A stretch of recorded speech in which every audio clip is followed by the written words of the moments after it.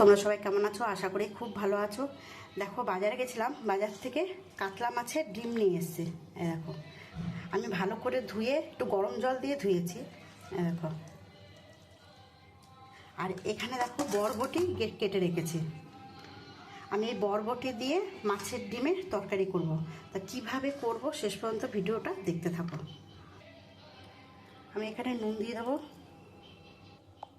এখানে আমি হলুদ দিয়ে দেবো। ডিমটা আমি নুন হলুদ দিয়ে খুব ভালো করে মেখে নেব। আমি কড়াইতে তেল দিয়ে দিয়েছি, এবারে মাছের ডিমটা দিয়ে দেবো।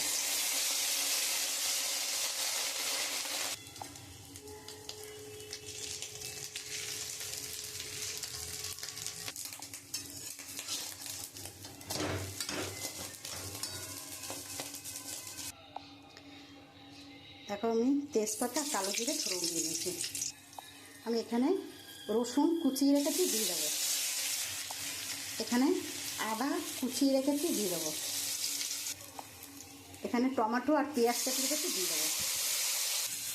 পেঁয়াজটা একটু লাল লাল করে ভেজে নেব। আমি পেঁয়াজটা একটু লাল লাল করে ভেজে নিয়েছি। আমি লঙ্কার গুঁড়ো, হলুদের গুঁড়ো, জিরের গুঁড়ো, ধনের গুঁড়ো, নুন দিয়ে দেবো।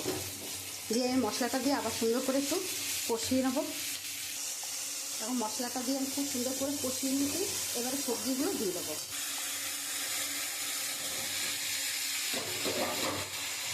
সবজিটা দিয়ে খুব ভালো করে আর একটু কষাবো।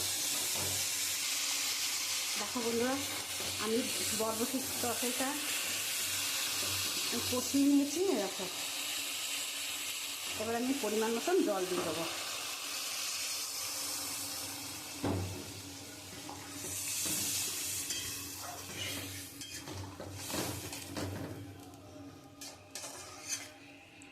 ঢাকা দিয়ে দেবো। এখানে দেখো, আমি ডিমটা পুরো ধোকা যেমন কাটে ওরকমভাবে আমি কেটে নিয়েছি। তরকারিটা ফুটে গেছে, এবার আমি মাছের ডিমগুলো দিয়ে দেবো।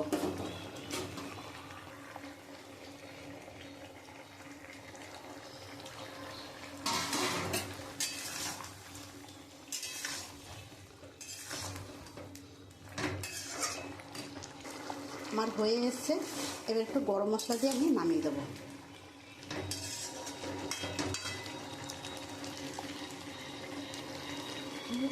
একটু গরম মশলা দিয়ে দেবো।